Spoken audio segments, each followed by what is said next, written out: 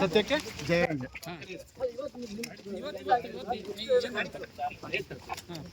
ಸಮಯ ಕೊಡಿ, ಉತ್ತರ ಕೊಡ್ತೀನಿ ನಾನು. ಈಗ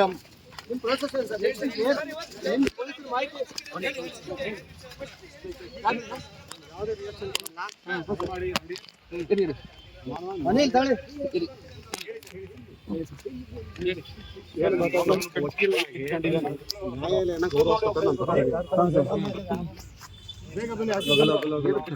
ರಾಜಕಾರಣಿ ಆದ್ಮೇಲೆ ರಾಜಕೀಯದಾಗ ಇರ್ತದಲ್ವಾ, ಅದು ಕಾಮನ್ ಪೀಪಲ್ ಅಲ್ಲ, ಹಾಗಾಗಿ ಪ್ರಕರಣದಲ್ಲಿ ಸಾಕಷ್ಟು ಚರ್ಚೆಗಳಿತ್ತು ಸರ್. ಈಗ ಕಂಪ್ಲೇಂಟ್ ಕೊಡ್ತಾರೆ, ಆಮೇಲೆ 90 days ಆದ್ಮೇಲೆ ಇನ್ನೊಂದು ರೀತಿ ಮಾಡಿಫೈ ಆಗುತ್ತೆ.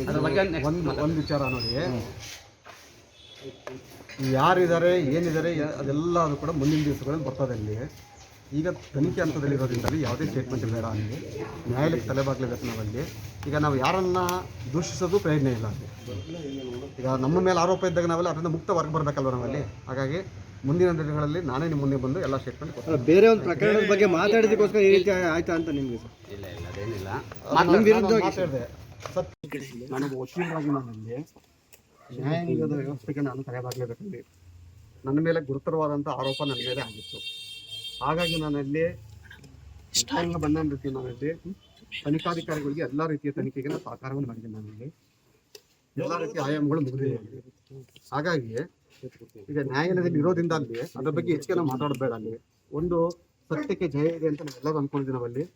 ಹಾಗಾಗಿ ನಾವು ನ್ಯಾಯಾಲಯನ ಗೌರವಿಸಬೇಕಾದಂಥ ವ್ಯಕ್ತಿಯಾಗಿರೋದ್ರಿಂದ ನಾನಲ್ಲಿ ಇದು ಕೇಸು ಮುಕ್ತಾಯವಾಗುವವರೆಗೆ ಇದ್ರ ಬಗ್ಗೆ ಯಾವುದೇ ನಾನು ಸ್ಟೇಟ್ಮೆಂಟ್ ಕೊಡಲ್ಲ. ಅಲ್ಲಿ ಮುಂದಿನ ದಿವಸಗಳಲ್ಲಿ ಎಲ್ಲ ಸತ್ಯ ಹೊರಗೆ ಬರ್ತದೆ. ಅಲ್ಲಿ ರಾಜಕಾರಣಿ ಆದ್ಮೇಲೆ ರಾಜಕೀಯದಾಗ ಇರ್ತದಲ್ವಾ, ಅದು ಕಾಮನ್ ಪೀಪಲ್ ಅಲ್ಲ, ಹಾಗಾಗಿ ಸಾಕಷ್ಟು ಚರ್ಚೆಗಳಿತ್ತು ಸರ್.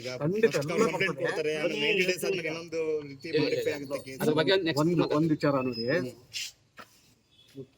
ಯಾರಿದ್ದಾರೆ ಏನಿದ್ದಾರೆ ಅದೆಲ್ಲ ಅದು ಕೂಡ ಮುಂದಿನ ದಿವಸಗಳಲ್ಲಿ ಬರ್ತದೆ. ಇಲ್ಲಿ ಈಗ ತನಿಖೆ ಹಂತದಲ್ಲಿ ಇರೋದ್ರಿಂದ ಯಾವುದೇ ಸ್ಟೇಟ್ಮೆಂಟ್ ಬೇಡ, ಅಲ್ಲಿ ನ್ಯಾಯಾಲಯಕ್ಕೆ ತಲೆಬಾಗಲೇಬೇಕು ನಾವಲ್ಲಿ.